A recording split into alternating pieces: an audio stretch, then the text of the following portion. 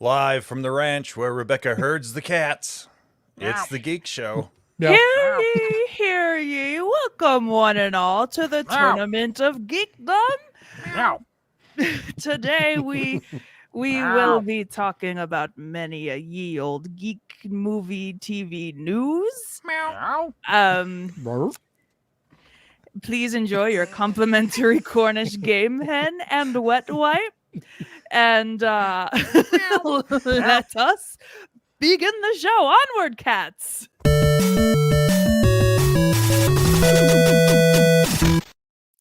That was the big fun intro I had planned, Tony. That was great. I approve of it. No notes. 12 out of stars. Thanks everybody. Carrie Jackson lost at sea, but oh my gosh, today the Admiral's actually at sea. Today we have Commander Robert Neal. Hello, Commander. Hello. We have Ensign Tony Eccles. I'm so sorry, Tony. Still an ensign? I need to attend the Space Show more. That's it. And Commodore Lurg Blorg Clabe. Clabe. Clabe. And I'm your host today, Lieutenant Commander Rebecca Frost. Yeah. Big news week. Let's start with what I think is probably some really big important news. It's the Star Wars Empire Magazine News Roundup, everybody. Empire Magazine is celebrating 25 years of the Star Wars prequels. It was also announced that episode 1 will be coming back to theaters in May. So I'll go. See you guys there. But there's 2 interviews from this Empire Magazine that I want to talk about. I also forgot I also have to do the pictures. So give me just a hot second. So many things. Okay, so Samuel L. Jackson, our friend Samuel L. Jackson. He's in these baddest movies. mofo in space. He's the baddest mofo in space. Literally has that engraved on his lightsaber hilt. Isn't that insane? So Empire interviewed him seemingly via text message, and what? Is that a thing now? Yes, they said we fired off a few questions about the galaxy far, far away to the man himself, and he responded with a series of brief, emphatic messages. Most notably, he had 3 words to say on Mace Windu's death scene. In all caps, he's not dead. 3 exclamation points, all caps. I've been saying that for 25 years. That's that. To be fair, we three never saw years a body. before his character even died. I was going to say he didn't die in Phantom Menace. Well, no, I mean, let's look at the facts, right? He got his hands cut off and he got thrown out a window. Luke got his hand cut off and fell down a reactor core. Darth Maul got cut in half. Yeah, and he just sat there in a trash pile for 20 years going, I'm mad, made a spider body. Tony Stark made this in a trash pile, of course. Yeah. On the subject of what he would want to do, if he would want to do a Mace Windu centric Disney Plus series, he responded, "Everything, yes." All caps, 2 exclamation points. So that's as much information as we are getting about the Sam Jackson Mace Windu Disney Plus series. Yes, sir. I'd watch it. Robert might be the only one who was able to read when this interview happened, but when it was first announced that he had been pursuing George Lucas to get a part in episode 1, they didn't have a part for him yet. And he's like, I'll play anything. I'll play Lando's dad. And he's like, and you cannot help but hear this in his voice. Hey, kids, get in the car. The Empire's here. It's the best interview ever. So hold on a second. So Lee, to flip this back to you. Yeah. Let's put this in terms of Shadowrun now. So he's a mage, or at least he's magic centric. Yeah. He now has to get cybernetic hands. So he's essence trained on being able to use the Force. What does this do to his ability? Well, it depends, because he's one of the few that straddles the dark side and the light side, so he can draw on either side of the Force. And Vader is much less powerful than Anakin, but still terrifyingly powerful. Okay, fair point. And he's a but good he 70... was the one. Yeah, but he's a good 70% cyborg. I mean, they literally had to handicap him to keep him from taking out the galaxy. That is a fair point. Okay. Yeah, I mean, I'm fairly sure that the whole high ground, fricassee, burn up on the lava thing, was pretty bad and screwed his body up. But I also think that Papa Palpatine showed up and took off a little bit more just to keep things in balance. You think so? I wouldn't put it past him. I mean, you heard it here first. Well, right? speaking of Papa Palpatine, Papa! they also interviewed Ian Palpatine. McDermid in this Empire Magazine 25th prequel, whatever, Who's-He What's-He magazine. He's still alive? Yeah, he's not, somehow he doesn't look like that. He doesn't Also, look like the Emperor in real life. And he was 35 when he played the Emperor in Return of the Jedi. Like that was, Really? he was very young. Oh, okay. All right. So, as you all know, the last time we saw him was in The Rise of Skywalker, where he came back for one last time. Well, Somehow I'm he not lived. dead yet. as wait a the minute. rotting, dead yet. reincarnated ruler ready to emerge from the shadows and execute his plan once and for all. Palpatine's resurrection was a controversial point for some fans. No. Not just since Luke and Vader vanquished the Emperor together at the end of the original trilogy, but also he hadn't been featured at all in any of the other sequel films. But to Ian McDermid himself, it all makes sense. He said a lot of people said it was ridiculous. Of course, he was dead at the end of Return of the Jedi. And frankly, I think George thought he'd killed me too. But JJ thought it would be a good idea. He said me, not the Emperor. He's a method actor. Yeah, Some people can't separate themselves from their role. David Prowse literally picked him up and threw him down a shaft. But JJ thought it would be a good idea, and I wasn't going to argue with him. I felt that Palpatine always had a plan B, probably a plan C, D, E, and F as well. He was an expert in cloning, so... He was not an expert in cloning. He hired experts in cloning. Yes. Yes. He But- used an offshore dummy agency so a minute. named Sypha Diaz. Wait a By- minute. By pulling the strings across all three Star Wars trilogies, he points out that Palpatine now stands as the ultimate cinematic villain. The thing I'm most pleased about, he said, as you know, this only came to a head when they asked me back for Rise of Skywalker, is that every single evil act in all of the Star Wars franchise is either directly or indirectly down to that character. That is total evil, and that's strangely satisfying as an arc. I do feel fortunate to have been able to do it, and other villains of cinema now have to compete with that. This interview. No. Here's the thing. It's so obvious in the prequels because he's literally like the serial killer who's getting bored. He's playing the world's greatest game of chicken the entire time, especially when you get to Revenge of the Sith, where he's just like, I double dog dare you not to take Anakin with you to confront me. That's true. Go ahead. Let your ego consume you. Yes, do it. Leave the boy behind. So this interview also asked a really important question about the existence of Rey, who is revealed to be Palpatine's granddaughter, and whether or not that's proof of whether the Emperor likes to, get his swerve on. Okay, now hang on a minute. Well, do you want to know what he has to say? Not yet. Okay. But you can imagine it. I want to clarify slightly, or ask for clarification, I should say. At the end of the last one, was it? I can't remember. Was it revealed that she was a clone of him, or a straight up? She's the daughter of a granddaughter. clone. The daughter of a clone. Okay, that's right. We don't even know if she's the daughter of a clone because they do have a flashback where Jodie Comer's character and That's what they who is the implied, child right? of Palpatine, whether it's a clone or an actual flesh and blood child. Okay, so even we don't that's kind know. of They've vague. never clarified it because they're like, oh, we've got $20 for Jodie Comer. How do we get her in here?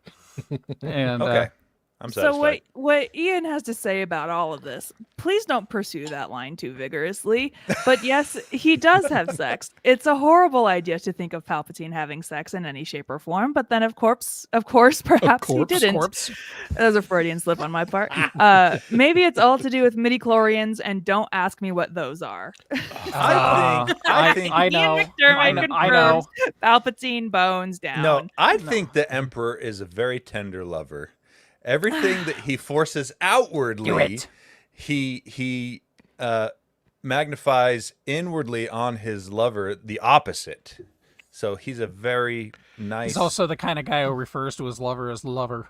Yes, Lava. exactly my point. Lava. Lover. Lava. Come to me, lava. One was last covered in That the gives an juices entirely of- different, but that gives an entirely different context to feel the hate flow through you. Well, he's like, no, look at it. Look at it from the perspective of Kingpin in the MCU.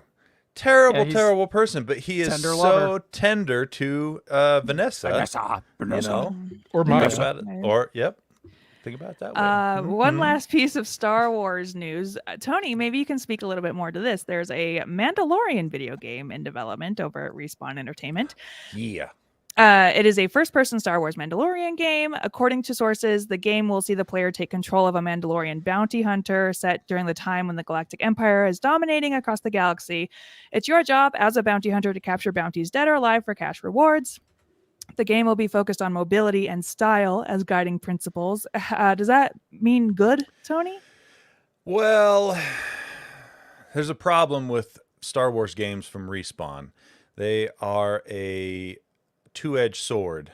On the one hand, they are super fun, and the two they've done already, the Jedi Survivor games, very fantastically told story, really awesome. However, Respawn has a habit. It is now a habit because it's 2 games out of 2 so far. From a technical perspective, the games do not run well. Uh-oh. They have a lot of bugs, and they usually, both of them have released in states that are, especially on PC, unacceptable as far as performance goes. No matter how powerful your PC is, they do not run well. They run better on console, but still not great. So the potential for this game to be awesome is definitely there. But Respawn needs to pull their head out of their butts when it comes to Unreal Engine, because that's what they used for the last 2 games. Too high of a workload on that PC. First of all, they need to switch to Unreal Engine 5, which will solve Obviously, tell me about it. some of their problems that Unreal Engine 4 just inherently has. If they do that, I think they have a good shot. But overall, I would say my excitement for this game is a 7.5 out of 10. My preposterous space simulator has a series of articles where they talk about Unreal Engine and how taxing it would be for a large-scale space sim to actually try to run on Unreal Engine. Yeah, and that's why you don't see hardly any Unreal Engine 4-based open-world games for that exact reason. Yeah, they just couldn't handle it. We do have a preview of what the gameplay will look like, as you can see here. Nice. This is a first-person perspective from inside the Mandalorian helmet. As you can see, all of Very your low blind spots res. are covered. Very low res. You can only see out of a T shape. See, okay, so that's something I've actually wondered about, because all of the HUD elements of visors and things in Star Wars, terrible resolution. How do they even see anything when they're trying to shoot at stuff? Everything's just a blob of color. It's know? also if you sit in a TIE fighter, Okay, you'll here notice that there is very limited visibility if you are fighting in a TIE fighter. I've been beating that dead horse for years. They completely cut off any peripheral vision of a TIE fighter. That's what your radar is for. Oh, You know, it's the true. joy. those I couldn't see radars. crap with that on. Just See, Lee, that's what I'm talking about. Like, yeah.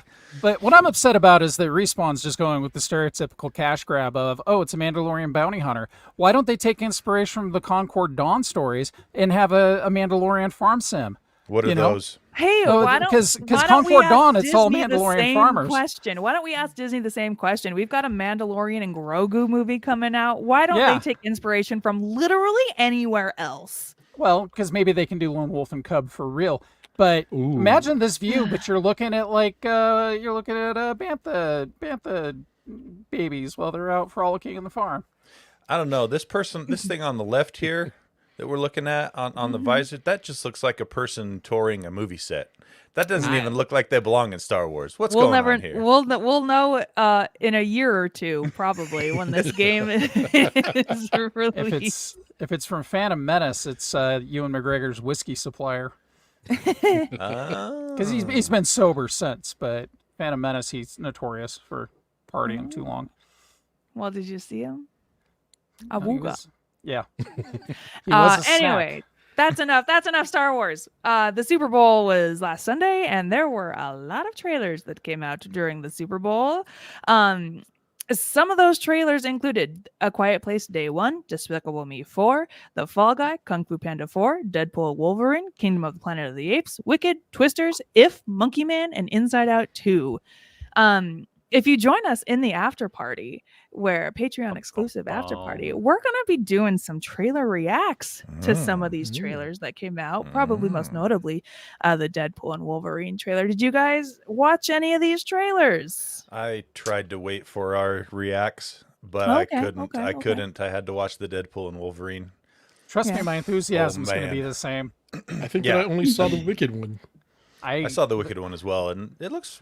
I mean, I don't have any game. I don't have any stake in that game, but it looks good.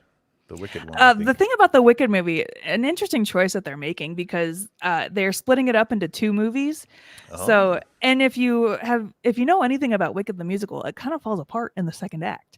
So, interesting choice to make a whole second movie about the back half where it all falls apart. Like quality wise, Wicked and Wicked 2, Wicked Harder. Wicked harder. Wicked. The second half of Wicked is not good. Like quality wise, it falls apart.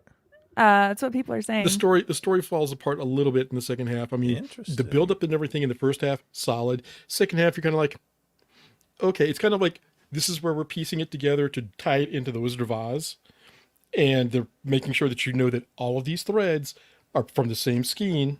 Oh. And you're like, oh, okay, thank you. Something fun to note, the Despicable Me 4 trailer poked fun at AI, which was nice to see coming from an animation studio. It was kind of nice to see an animation studio say, hey, AI, this thing, our idiot minions make it. How do you like them apples? I would actually like to see a book faithful Wizard of Oz movie. Because we got... Oh, no, like the Tin Woodsman goes axe happy at least half a dozen times in that book. Well, the shoes are silver. First of all, but there were reasons for that in the movie for them being red, right? Well, yeah, because it was Technicolor. Color, yeah. But speaking of Deadpool and Wolverine, according to Disney, this 2.5-minute teaser for Deadpool and Wolverine has become the most watched movie trailer of all time after it reached 365 million views in just 24 hours. The previous record holder, Spider-Man No Way Home, set a previous record with 355 million views in August of 2021. But it has now been knocked out of the top spot by an R-rated movie with a trailer that makes a joke about pegging. Yep. It sure does. We will be able to see this movie July 26th of this year. What do you guys think about that? I'm all in on that trailer. I absolutely loved it. I got excited when I saw the TVA bit because I love it when you tie things together, but I'm going in with really limited expectations because the second movie, I enjoyed the first movie, but I had the misfortune of having read the original script before it came out. And since they couldn't use all the Amy Winehouse jokes because she was already dead, I felt greatly cheated. So I went into the second movie not having any expectations and found myself really happy with the second movie. So that's just my rule going forward with actually all Marvel movies anymore is no expectations, and I tend to enjoy myself because... It'll be really interesting to see what people have to say because the appearance of the TVA sparked some conversation about whether or not you need to have watched 2 seasons of a Disney Plus show before going to see this movie. Well, I'm just wondering if we're going to see the same kind of discourse that we saw for the Marvels, where you also maybe air quotes had to have watched 2 seasons of a Disney Plus show. Oh, what not was the Ms. Marvel and WandaVision. Oh, WandaVision. And Secret Invasion. And the problem with Secret Invasion is Secret Invasion was supposed to come out after this movie. Well, the problem with Secret Invasion was Secret Invasion. As a Nick Fury fan, I was like, there's a lot of. So, I was about 5 episodes in and just going, no, he deserves so much more than this. So much more. But Deadpool and Wolverine will be the only Marvel movie that we get this year. So. And Egg makes a great point. No, this doesn't star Brie Larson, so people won't make the same complaints. I'm watching the same thing go on with Mr. and Mrs. Smith right now. There's a certain type of neckbeard that hates Daniel Glover. Could be racism, could be Donald Glover. It could be the "This Is America" video pissing off the flag wavers. It could be any number of things that have caused people. His show is being review bombed so horribly on Amazon of all places, and I'm like, and the laugh emojis anytime they try to promote it. It's the same thing with the Marvels or She-Hulk, which I enjoyed the hell out of She-Hulk. The fact that they made fun of so many of the D-list villains in She-Hulk is the best, and yet I saw a thing this morning claiming that, supposedly Deadpool 3 is going to erase the weak shows like She-Hulk from the series. Like, all you have to do is make shit up and you're going to get clicks because people hate women. Yeah. And Yeah, it's so cool. Speaking of X-Men and the woke agenda, we also got a trailer for X-Men 97 this week. Yes. Marvel Animation, is bringing back the X-Men show that a lot of people know and love. Not me. I never watched it. They're bringing Exy back. They're bringing Exy back. This is an all-new series that will feature 10 episodes, and it will start streaming on March 20th, which is so soon, you guys. So you never watched the original, the X-Men cartoon, or have not seen it? I think you should give it a shot. It's no, I did see this trailer. This trailer did put the love of my life, Scott Summers, front and center. in front and center. Love of our lives. I did not know you were a Scott Summers fan. Same here. I'm a big Scott Summers fan. Yeah. But can we talk about the other thing in that? Well, two other things in that trailer. Yeah, about how they made Rogue's butt flat. I was about to bring that up. No, I got it. Well, they actually, totally removed her booty. Let's actually kind of opposite direction. Jean's pregnant. It's like it's not Jean. Yeah, it's not Jean. You don't think that's Jean? You think it's Madeline? It's Madeline. Who's Madeline? Madeline Pryor is a woman that Scott Summers finds at a fishing boat in Alaska and looks so much like Jean. He falls in love with her and they get married. Oh God, I'm going to be that guy. Do it. Was it not a fishing boat? No. I was 10. I don't remember. It was a rowboat. Lee Forrester was the captain that you're thinking of. She was blonde. Okay. Madeline, after... Was she a bartender or a waitress at a bar? No, after the Brood had captured the X-Men and turned Carol into binary, X-Men come back to Earth. The Starjammers bring the X-Men back to Earth. The leader of the Starjammers being Scott's father. He's like, so do you want to meet your grandparents? He's like, I got grandparents? He's like, yeah, they live in Alaska. So they fly up to Alaska. They get to the airport to fly to wherever his parents are. And Madeline is the pilot of that plane, who looks like the spitting image of Jean Grey, because she kind of is Jean Grey, but not. Yeah. What do you mean she kind of is Jean Grey? We don't want to get spoilery with it. That's weird. Let's just say that any other writer than Chris Claremont could have done that in 2 issues. I learned about Professor Xavier's twin that he killed in the womb, but that somehow survived. Yeah. Thank you, Grant Morrison. and Frank Quietly, who somehow managed to make an evil female twin of Charles Xavier look exactly as twisted as you would want her to be. Yeah, but she was evil. She was so evil, and she made a great X-villain. I mean, to be honest, she was fantastic. Everything that you know what? She really wasn't that far removed from Charles if you think about it. Look at all the stuff that he did leading up to House of X. You're just kind of like, where have I seen this? Oh my God, I know where.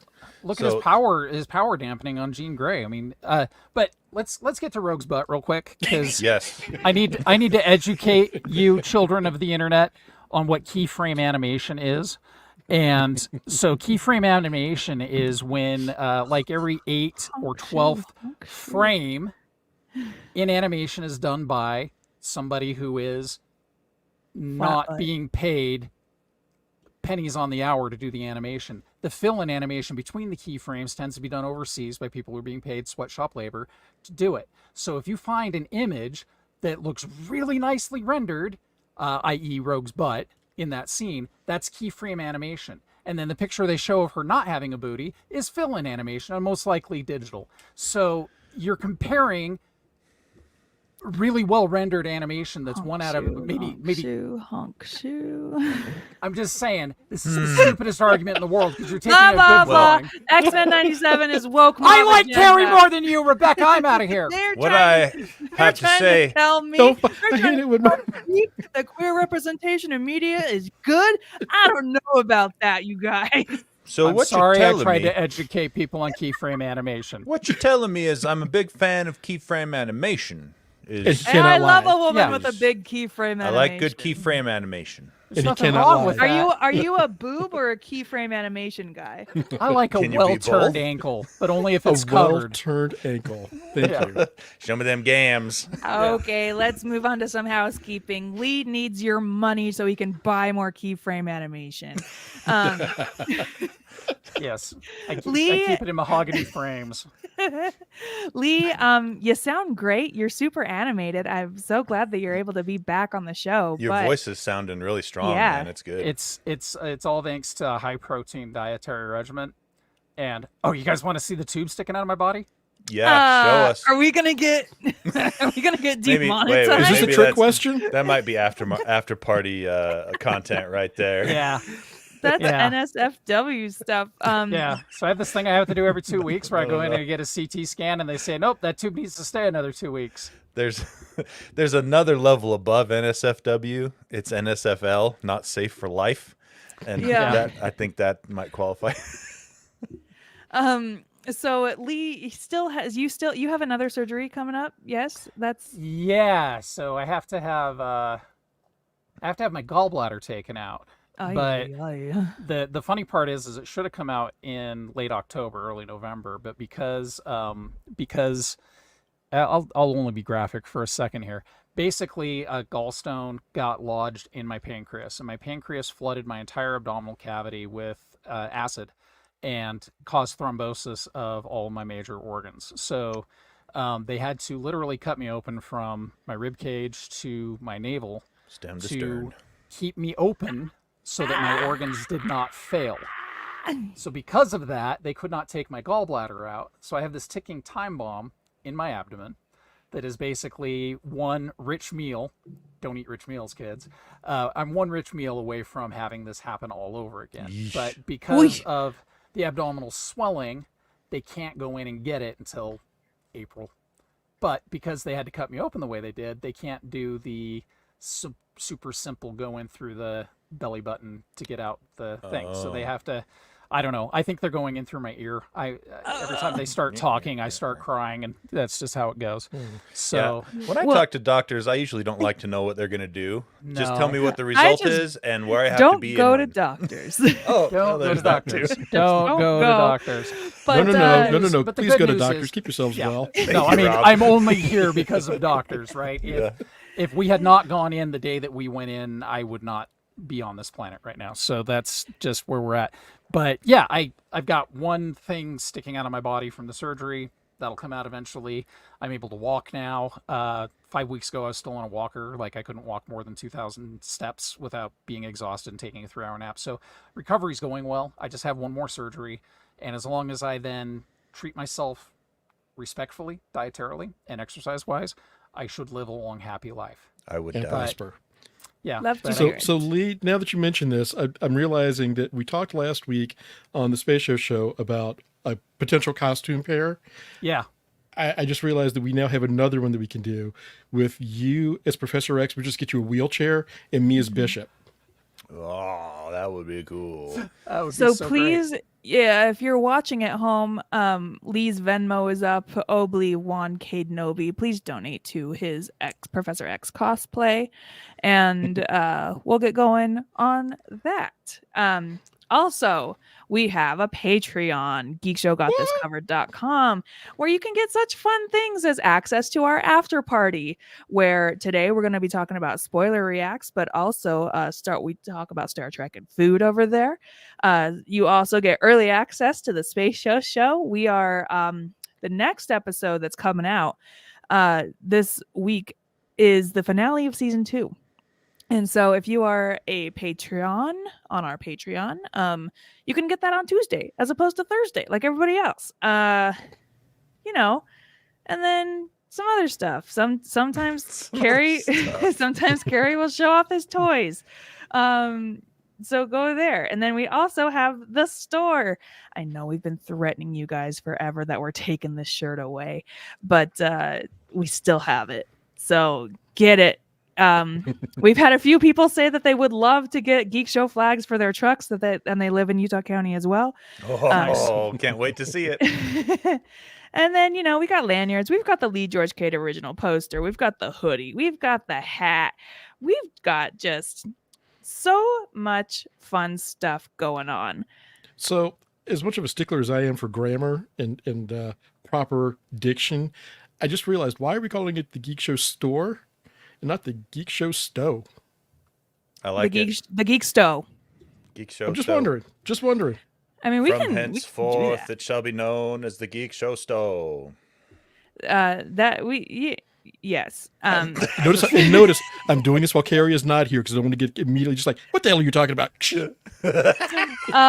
Anyway, let's get back to the news and let's talk about some casting news. Are you guys ready to talk about some casting news? As long as It's it's from from Adam Webb too. Yeah, as long as Maybe. it's Dakota Johnson's there, I'm in.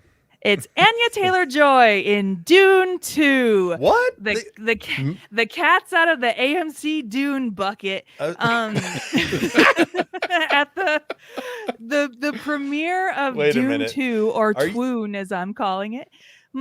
Are you saying there was what's another word for cat? Think about it. Inside the dune bucket. Just stop it. Stop it. Tony. Is that what you're saying? Yeah, that's exactly what I'm saying. Anyway, there have been some online rumors of Anya Taylor-Joy being in Dune 2, and those rumors were confirmed when she attended the Dune 2 premiere. She was asked about her character, and she says, "You'll just have to see the film." She was asked how it felt to join the Duneverse, and she replied, "This is a dream come true. The books are incredible, but with this cast and with Denis Villeneuve, it doesn't get any better than that. And it's just one of the best movies I've ever seen in my entire life. Genuinely, Denis has killed it." Denis himself said that, "I cannot believe we kept a secret that long. It required so much work to keep that secret. Everybody signed with their blood. Sorry, I am telling you about it now. I'm not telling you which character she's playing, but just kind of a fun addition to the cast of Dune." The reactions for Dune 2, I don't know if you've seen the reactions that have been coming out. People are comparing it to Empire Strikes Back and Lord of the Rings, The Two Towers. Like, it is... And Jaws 3 in 3D. People... Better than that. It's going to be cemented as like a generation defining movie, apparently, and actually makes me kind of excited to see it because I didn't care for the first one, but I am excited to see the second one. What? It's okay. We all have You different know things this. that we like. I don't remember this. I don't She remember doesn't- you not liking the first one. I didn't She care. I didn't care. She didn't like the ululating. Oh. I didn't like the space commerce wars. Interesting. Well, that's- Okay. I mean- wow. All right. Because Did that you was get the enough of thing that in Phantom Menace? that was the thing that made me like Dune. That's different. So I hear Phantom Menace he's- is different, sure. I hear he shot the scenes on the Harkonnen homeworld in infrared. Oh. Oh. And that's why it looks so damned weird and washed out. Because when I see the trailer, I'm like, "What? That looks bizarre." Yeah. Yeah, it looks spooky. I also just want to take a second to point out Zendaya's outfit from She's the trying Dune to be cyborg premiere. and Prince This at the same time. is an archival outfit from 1995. Oh. And she stole Ruth Gator Ginsburg's. Yeah, her Necklace. frilly thing. Yeah, if you know anything about the fashion industry, Law Roach styled this for her. Law Roach has been, air quotes, in retirement except for people who he likes. And so there's been a lot of like Law Roach looks on the red carpets, and everyone's like, "I thought he was retired," and he's like, "No." And when Zendaya asks, he'll do whatever for her. Anyway, so You mean could you imagine? Z3PO? Could you imagine if you farted and it just like steamed up your butt cheeks? Oh, I didn't even think about that. That is hilarious. I'm amazed that of all people you didn't think of that. I know. Yeah, How did I miss Tony. that? Rebecca, great. I mean, you got it right there. I'm also glad that they. Well I'm glad done. they found Mordred's armor from Excalibur. But also, it's got Nice like callback. It's got a very Joan of Arc look. If you remember, Zendaya wore a Joan of Arc look to a Met Ball gala one year. Well, that's to say is thinking about the year Joan of Arc was active. If she had shown up in battle in that, she would have been burned at the stake a lot quicker. Yeah. Well, yeah. Anyway, some more Marvel news this week. Are you guys ready to talk about more Marvel news? Well, we should also. What could it be? What could it be? It's Madam Web is doing real bad, you guys. Oh. That's not casting news. That's not Marvel. It's Marvel That's Sony. news. It's Marvel Sony adjacent. news. In association with Marvel Studios. Okay, so this week, Valentine's Day, two movies came out. One Love, the Bob Marley biopic. Barb Marley. Marley. Way different musician. And Madam Web. Did you know that a lot of theaters are having Bob Marley screenings at 420? Anyway, that's besides the Smart. point. So both films opened everywhere in North America on Wednesday. And in order to hopefully take advantage of couples wanting to go see movies on Valentine's Day, but also ahead of President's Day weekend. So these two movies have kind of an abnormal long opening weekend. And early returns show One Love beating Madame Web with $30 to $35 million. And the weekend contest will become more clear as the weekend progresses. Today is Saturday as of recording. But Madame Web is looking to post a 6-day gross in the $25 to $27 million range for a movie that cost about $80 million to make. Wow. I haven't seen it yet. I've been in Vegas this week, so I haven't had a chance to see it yet. I'm hoping to go see it today, but I hear it's real bad, you guys. Mike Anderson was telling us that you can actually tell that a lot of the dialogue was done ADR over the existing. And so poorly done too that lines aren't even matching actors' mouths at all. See, I was gonna go see it to watch the train wreck, but if the audio doesn't match the lips, I can't do it. I can't even. So you I just can't need even. dub films, don't you? Well, I give them a pass because that's a something. How do you know Sony's not being ironic here? How do we know Sony's not just like leaning into making horrible movies? I don't know. I just this feels like money laundering to me. It really does. I've been saying this for months. What are we talking about? The fact that there's all one big grift. Yeah, no, I mean, it's like you think about the other ones that are using like the very blatant, we're just going to burn the negatives and never show it for a tax write-off. This feels like, we need to make sure that we're balancing something else off. And the best way to do it is to be like, this cost $80 million. It made nothing. It's a total write-off. It's a loss. And then you just made $50 million disappear. Well, I think it's also Sony realizing, with the bad movie universe or the bad Spider-Villain universes that they're building, is we just need to keep the license. We don't care what we throw out there. Yeah. It's just like, just put it out there so we can retain the Spider-Man license and it doesn't revert back to Marvel. It was like Fox throwing out every single tertiary XMen villain they could during the Bryan Singer shit show. Mm-hmm. Yep. Yeah, a lot of people, the question is asked, why get rid of Coyote versus Acme? Why get rid of Batgirl? And yet still this remains. It's because there's better management over at Sony, it sounds like. And Warner Brothers doesn't have to worry about losing the rights to Wile E. Coyote, but Sony does have to worry about, like Bug Hunter said, they burned Batgirl, but this exists. It literally comes down to rights, right? Mm-hmm. Mm-hmm. So when you think about how much money Sony is making by having Spider-Man leased out to Marvel for their movies. Yep. Yeah, well, not just that, but even other non-cinematic properties is like, think of how much the Spider-Man games have made for on the PlayStation, and it's it's like, as long as we've got the Spider-Man license, and that's why you don't have it anywhere else. It's like, we got Spider-Man. Yep. Mm-hmm. Yeah, the other stuff just doesn't matter. As long as you're playing with Spider-Man, you're gonna make money. But my whole thing has been, how you're gonna make a Spider-Man movie without Spider-Man? Madam Web. There you go. So I know some plot beats of this movie. Spider-Man's around. Don't worry about it. It's not my Spider-Man. He's referred to as the guy in the blue spandex, just like on Shield, Agents of Shield. They said the big green fella. Was it Jessica Jones? She's like, oh, the flag waver, the hammer guy. Yeah. Like, well, the thing that they don't tell you about Madam Web, it is a period piece. It takes place in the early 2000s. Oh. Yeah. So that puts it in the McGuire era, doesn't it? I don't know. Yeah. Yep. Anyway, that's all the news I have. So if you guys want to wrap up the show, wait a minute. Isn't there one more big story to talk about? No, apparently there's not. Some sort of fantastic story. No. No. The Fantastic Four casting announcement, everybody. There it is. Marvel pulled the biggest dick move of all time and announced the cast of the Fantastic Four on Valentine's Day, the same day that Madame Web was released. Womp womp. And then for good measure released the X-Men 97 trailer the next day. Yeah. So the casting has been kind of floating around the zeitgeist for a while now, but only on Valentine's Day was it actually confirmed. Pedro Pascal as your Reed Richards, Vanessa Kirby as your Invisible Woman, Ebon Moss-Backrack as the Thing, and Joseph Quinn as the Fire Guy.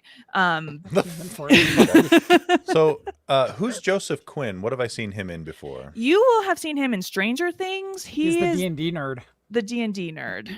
The one. Wait, they're all D&D nerds. What do you mean? He's one of them. Isn't he Eddie on the show? He's Eddie, has the the guy. Hair. Yeah, the one that's into the metal, and he plays on top of the trailer. I also don't watch Stranger Things, so I have no idea like who he is. Eddie Munson. Okay. Thank you in the chat. Yep, I know who he is now. Okay, but the single best casting in all of this is Cousin.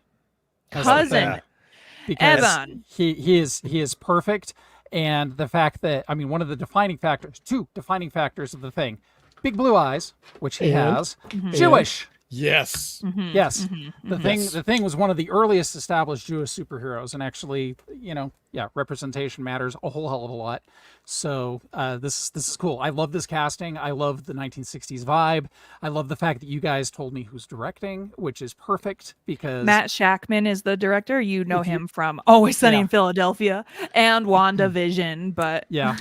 So and Herbie sitting there serving coffee, just I love everything about this. We haven't even mentioned Vanessa Kirby, what I think is absolutely perfect casting. She's great. Vanessa Kirby, she's a killer action star. You have seen her in Hobbs and Shaw, Mission Impossible. Some other things as well. Other movies. And but can we talk about? And she's not 22, which I love. Like she's in her mid 30s, so the casting is, not too far removed from Pedro Pascal's age. Because when I first saw her, I was like, oh, she's a baby. But no, she's actually in her mid to late 30s now. So, but can we also talk about something else that was very subtly done in this picture? Two things. Scroll up a little bit, please. So that is Ben Grimm as an astronaut. That's so what you have I a thought. picture of Ben as in his human form. So that was a great touch. Very reminiscent of like a Neil Armstrong portrait. Exactly. Yep. The other thing is somebody has gone through and found that issue of Life magazine, which puts it in 1963. Yeah. And not so this magazine from 1963, but also this whole art vibe is very mid-century. For sure. I am going to be insufferable because I love the mid-60s aesthetic. I cannot wait to see the clothes. I cannot wait to see the sets. I cannot wait to see how this whole thing is brought visually to my eyes. I am just so not only that, but like this logo too. Yeah. The Marvel logo. Yeah. Just look at the Marvel logo. That's not Futurama, Autotopia from Autopia. Disneyland. Yeah. So one other thing to tie it into, of all things, Doctor Strange, when John Krasinski showed up through the Doctor Doom time portal thing at the Illuminati headquarters, the first thing Strange said to him was, "Didn't you guys chart in the 60s?" So there's potential history between some of these characters, or at least knowledge thereof. and he could be an early mentor for Hank Pym. He could be so many different things that they could tie in with this. When they first started talking about a Fantastic Four movie, John Hamm was running a script around. Not John Hamm, Sam Hamm, the writer of the Tim Burton Batman movie. He had a script treatment. There are so many other different script treatments running around. And we've been saying since the beginning of Geek Show that it needs to be a period piece set in the 60s. Go ahead and do your time travel and your hijinks and your multiverse stuff afterwards, but start it in the 60s. And then Peyton Reed came out with a movie called Down with Love in the early 2000s with Ewan McGregor. Incredible stuff. Incredible stuff. Tony Randall, just a fantastic movie. And I wanted Peyton Reed to do it so bad, but he did Ant-Man. So now, Matt Shackman, it's going to just... Fantastic Four is so kitschy and fun and weird. So do that. And I'll be there 100 times. So how do you think they're going to bring him up to modern Marvel times at the end? Do you think it's going to be maybe they don't? Maybe quantum realm loss, like Lost in Time there, or a time machine malfunction, or I think it's going to be a multiverse thing. You think it's going to be a multiverse So thing? Dr. White has kind of like what my theory is that they should do is that we saw Hank and Jan in the 60s working for S.H.I.E.L.D. I would love for Reed to be S.H.I.E.L.D. adjacent in the 60s. For them to start doing, how about Reed goes after Jan as an experiment to go, she shrank too much, we can get her out of the quantum realm, disappear, wind up in entirely different spots in the either the quantum realm or even the negative zone. Somewhere else, yeah. And then we also somewhere else. Oh, sorry. Oh, and then just, have them come out in the present. But one of the things that I would love for them to also pull off is the first Black Panther sighting in comics was in the Fantastic Four. So have them go back, have them meet T'Challa's father, back in that point where he would have been would he have been in his prime, and then have him have to meet Shuri, and Shuri's like, about my father and my brother. Yeah. Bring them forward that way. Hell, have Shuri bring them out of the quantum realm or the negative zone for that matter. Because then you get the opportunity to introduce Vanessa Kirby to Namor, right? Yep. I love that. There's a great meme of him going at the castle. There's also been, this is still rumored, but they've been tossing around Javier Bardem for Galactus. Yes. Yeah. Interesting. And they're also currently on the search for actors for Silver Surfer. Yeah, that's Doug not Jones what I would start again. with. Yeah, Doug Jones is great. He's the only good Keanu, part of that movie. I've seen people pitch Keanu. Whoa, I can surf in space. Whoa. You got to start with Doom, though. I mean, maybe end the movie with Galactus, but I think Deadpool 3 is going to be where you get your answer of how they bring him in, because the TVA can do the entire multiverse. Yeah. That's true. That's true.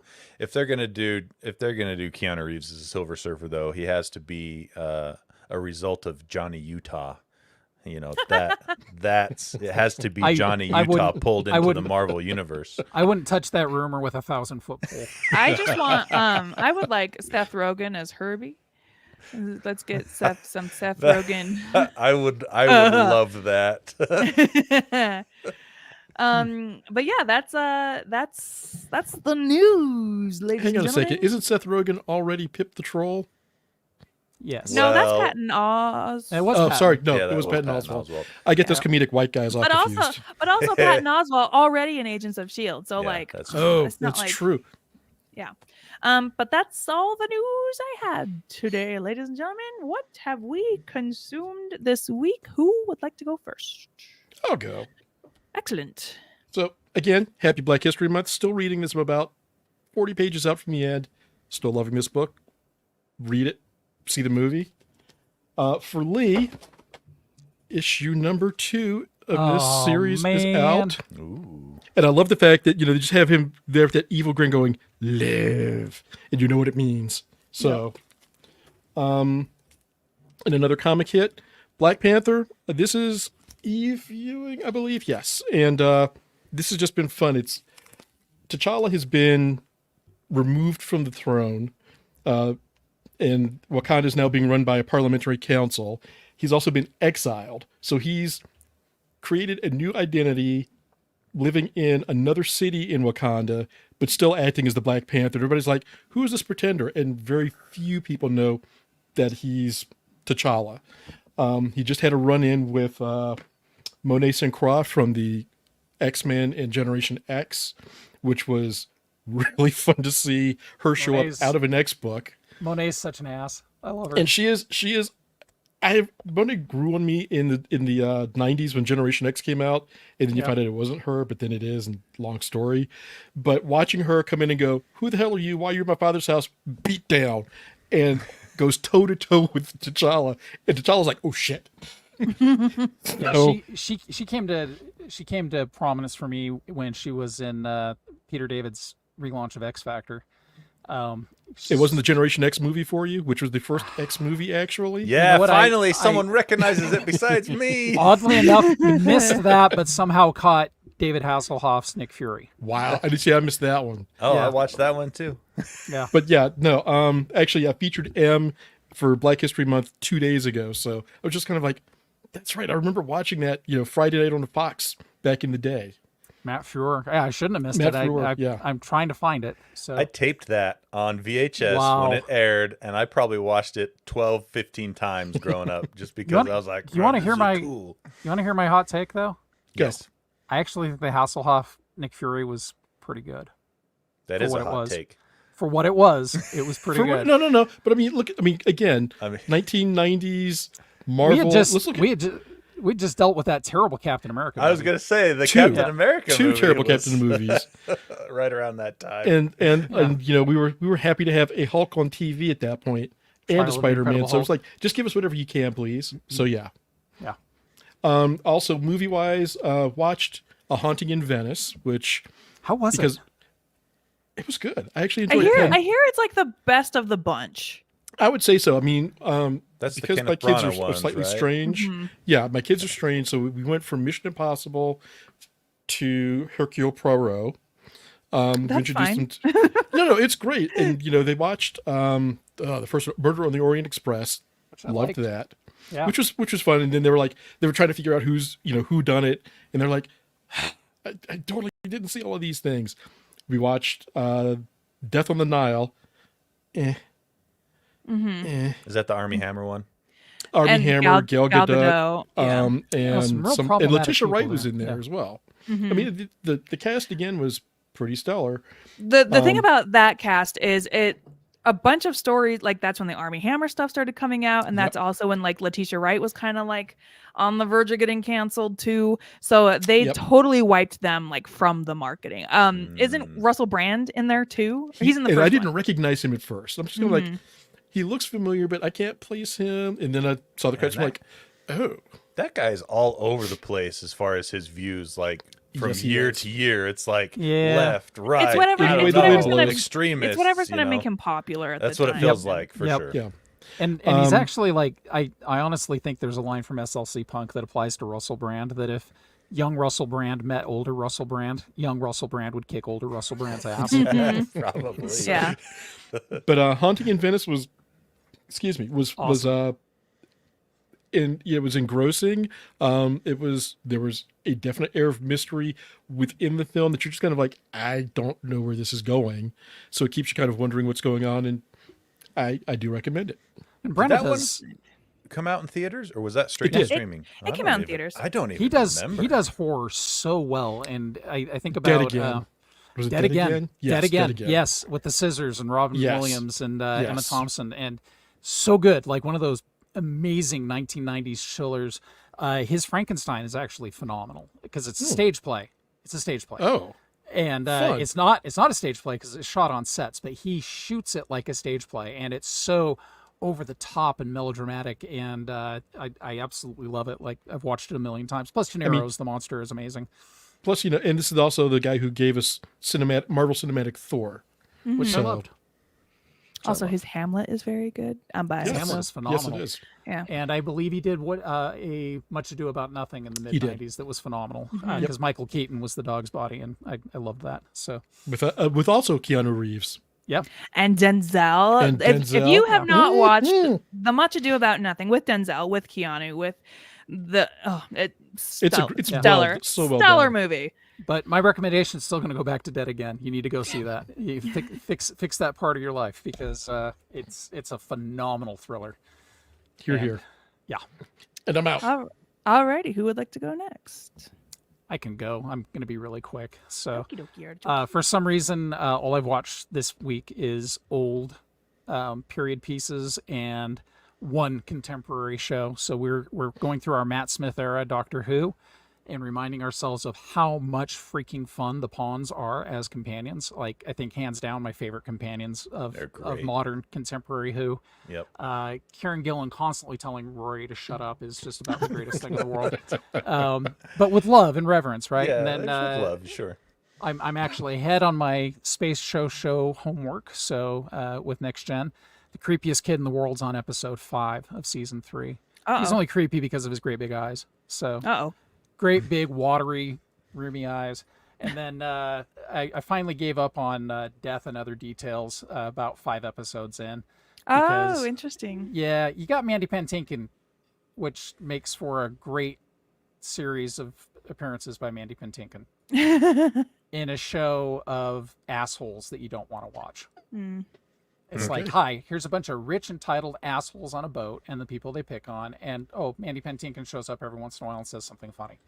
So that's a bummer. All right. That's it for me. I'll go next. We finished Bodies. I think I talked about that a few weeks ago. The one it's based on a comic book. It's on Netflix.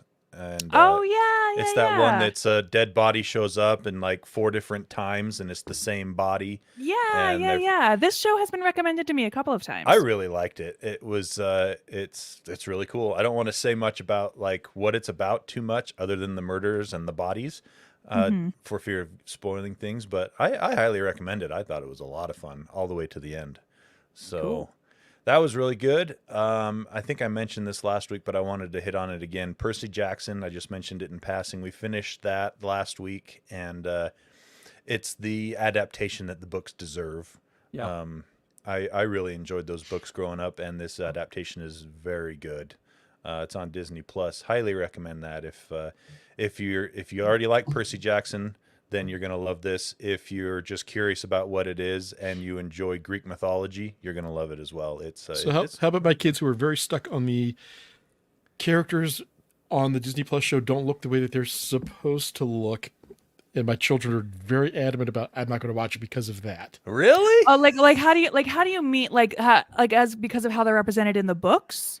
I think that their thing is with Annabeth. Yeah. So the thing about Annabeth is when they cast that character for the TV show, she was handpicked by the author. Oh no. I have no problem with this. You've met my come on, Rebecca. You've met my kids. Yeah, I know. Okay, I just didn't know. I didn't know if they were aware of the situation. Get them to give it a shot. Don't care. It's kind of like there's cats in the movie. I'm a dog person. It's that again. Yeah. No, it's good. It's really good. Just convince them to watch 2 episodes, and I may just turn it on and just be like, deal with it. I've heard really good things about it. Yeah, you could show them the movie of when they 90210'd it and had a bunch of 30-somethings playing the kids, which is what they've seen, and that's where they're stuck on that. Yeah, no. Oh well, yeah. Just tell them that like the show is like actually children. Yeah, the book characters are as young as what they are in the show. It's much more age appropriate based on the book. So nice. And then what was the other thing? We watched Simulant on Hulu. It's a movie from last year, I think. It's got an awesome cast. Watch so many weird Hulu movies. Yeah, my wife puts them on our list, and she's like, "This looks cool," and I'm just like, "All right, we'll check it out." But it's got what's his face? Hold on, I'm pulling up. Robbie Amell. Jordana Brewster and Simu Liu and Sam Worthington, Firestorm, and Mia. The last name was the sister from Fast and the Furious. Yeah. Dom's sister, Toretto. Thank you. And it's about. The problem is it's telling a story that's been told a lot of times and told better. If this movie existed in a vacuum, it'd be a lot of fun, and I think it'd be better. But comparing it to similar stories that have already done it better, it's hard to recommend. But it's not bad. It was all right. You get some sci-fi action in there that's kind of fun. And then what was the last thing? Oh yeah, I finished Dark Matter, the book. Oh, you did, and you didn't tell me? I forgot to tell you until today. Jeez Louise, we're gonna have to have a conversation about that because it's I liked it overall, but it's. I feel about the ending for Dark Matter the same way I felt about the ending for Recursion. Like, okay.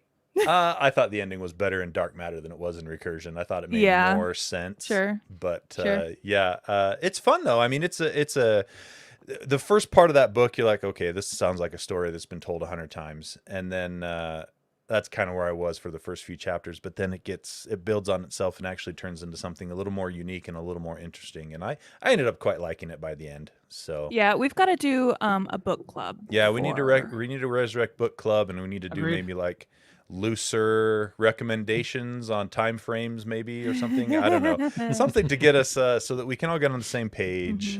And that's one of the hardest things about doing this is we've had quite a few people have been like, I've had people reach out saying, hey, when are you gonna do more painting videos? When are you gonna do more book club? When are you gonna do more? And I was like, there's only a limited number of hours. Yeah. Lee has an excuse.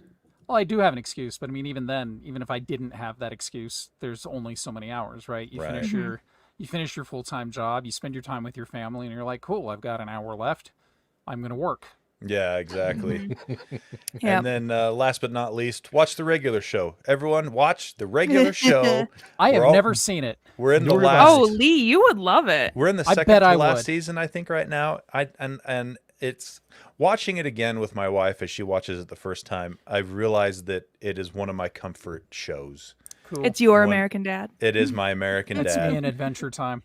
Yeah, I was going to say it's Adventure Time and regular show are my two comfort shows, and I could watch them all the time and just enjoy myself. Yeah, regular show. I feel bad that Johnny Quest is my comfort show. I love Johnny Quest. Johnny Quest is which one though? The one from the 90s or the one from the Venture Brothers? Honestly, no. Honestly, it's the 67 Johnny Quest, but I will accept the late 90s Cartoon Network update. Is that maybe Johnny that's Bravo? Not the one I'm thinking No. Johnny Quest. It was the one that had. Is that the one where they'd go into virtual reality a lot? Yes. Okay. Yeah. I would ignore that part of it. That part was a little weird. The main part of the cartoon, it fit in with me, and the fact that they finally got somebody for them, Jesse, for them to pal around with. Yeah. Great. I liked that show. Is that all for you, Tony? I'm done. Sorry, it took forever. No, you're good. I watched a couple of movies in my trying to continue the Oscars Death Race 2024. I finally watched Indiana Jones and the Dial of Destiny. What a movie. what a culmination. What a culmination of everything that late stage capitalism is. It was so yucky the entire way through. I liked that movie. I did too, for the most part. I liked everything but Aristotle. This was just all so very icky to me, and I did not care for it at all. And also, why I love Phoebe Waller-Bridge. Do not get me wrong. Why put her in that role? Because I think it's going to be much like Haley Atwell with Mission Impossible. It's the next generation. I think they're setting her up to take over the whip. Really? I think so. I'd watch that. That was the rumor mill during the publicity cycle for the movie too. I don't. That's enough, Indiana Jones. I think that's enough. I also ate my vegetables and watched Maestro. Finally, just whatever. Bradley Cooper. I hope you don't get another Oscar this year. Oh, that one, yeah. But also, other things I consumed. I went to Vegas this week. I finally got to go to a Mega Mart at Area 15. Oh, yay. It was awesome. I had a blast. My husband and I love like escape rooms and stuff, right? So we did like the story and all of the fun stuff that comes along with the story. Did you get the little pass too? Yeah, of course we did. Yeah, no, I mean we didn't get the pass in Denver and regretted it, so we got it. Wait a minute. What pass? There's a little. We did Denver, but we didn't get a pass. There's little QR codes all over the place that you get. Like for an extra $3, you get a little thing that unlocks some content. So the ones that so there's a couple of different things that you can do. Omega Mart, you can pay a couple of extra dollars and do a scavenger hunt. We did not do that, but you go up to an employee and say, I want to be an employee, and they give you a card and it has a little swirl on it, and you go up to all of the stations throughout the exhibit that have little swirls on it, and there's a whole story and tasks for you to do, like and it affects your environment and everything. Did they call you? No, but we used the phones. They kept calling me. Oh, fun. In Vegas, not in Denver, in Vegas. And so like every fourth or fifth phone I passed, the phone would ring. What? And if anybody but me answered it, they'd be like, give it to the tall, bald guy. What? Oh, that's awesome. And so I'd be on the phone and they'd be like, your next mission is to go over here. And so, yeah, we were just... Oh, that's awesome. We didn't futz with the phones a whole lot. We futzed with them a couple of times, but like we did like the story stuff, and we were there for like 4-ish hours. Had a total blast. And then we also went to the Tournament of Kings at the Excalibur, and let me tell you guys, I have never been more hyped in my entire life. That is saying something for you, Rebecca, because the people next to us were like, I don't know if they're supposed to be this excited about this, because we were hooting and hollering. We sat in Ireland's section. I wanted very badly to sit in the dragon section, but my husband is such a Boy Scout that he couldn't even fathom sitting in the bad guys section. That's hilarious. And I didn't to the last. He seriously, I also didn't realize that the no utensils thing was real. I thought that was a joke in the cable guy, but it's like a real thing. So you get put like the skin on your face like he did. And but I was tearing Cornish game hen with my fingers. Did you also not realize that the cable guy is a documentary? What? I watched that movie way too many times when I was younger. So that's what I consumed. So fun. You Tony, need to go to Denver now, because I know it's the last one. Totally. It's the last one on my list. Because what was so interesting? So like the Santa Fe one, very artist focused, which is reflective of the area, and the Omega Mart is very capitalism focused. Yeah. Again, very reflective of the area that it's in. So very curious to see what Denver has to offer. What is the Dallas one going to be? I think they just evolve. They just evolve and evolve and evolve, and okay. they do reflect the local art scene, because they hire artists from the area to do a lot of the exhibitions. Yeah, Denver was a ton of fun. The girls loved it. I mean, we all loved it. But Denver was exhausting. Like I remember getting done with that and being, okay, I think I walked 10 miles. And I'm sorry, Houston. Thank you, Shipwrecks. Thank you, Sean. Yeah, I cannot wait for you to see the Denver show. Not that the Vegas show isn't great; it's fantastic. I just wish I'd done them in order of release, because Denver is there's just one area of Denver that's as big as the Vegas show. Yeah, the Santa Fe one. I like, if I had to rank the two that I've been to, it's definitely Santa Fe first and then Vegas. Yeah. That's my preferred order. Yeah, there's a dimensional portal that takes you to another universe, and got it. It is mind-boggling. Like, got it. You just sit there going, "What?" Yeah. Really quick to catch one thing that Egg put up, 1232. Different Amell. It was Stephen Amell who was cast in Suits. Robbie Amell was on crap. Is he Uploaded? Upload, yeah. And in the CW universe for about 2 minutes. Yeah. As a Firestorm and Deathstorm. Yeah, I think it's kind of interesting that they cast Stephen Amell in that Suits spinoff, like considering his recent like outspokenness during the strikes. You Especially know what I mean? Considering Robbie's the better actor, as evidenced by the babysitter movies. Robbie's already got jobs lined up, you know. Bazinga. Upload season 4 and all that. Shot jazz, fired. so, Shot fired. He is a better actor in my opinion too. It's true. Well, let's wrap this up. Games? Before we go to the after party, Tony, what games do you have for us today? Oh man, we got Madison VR.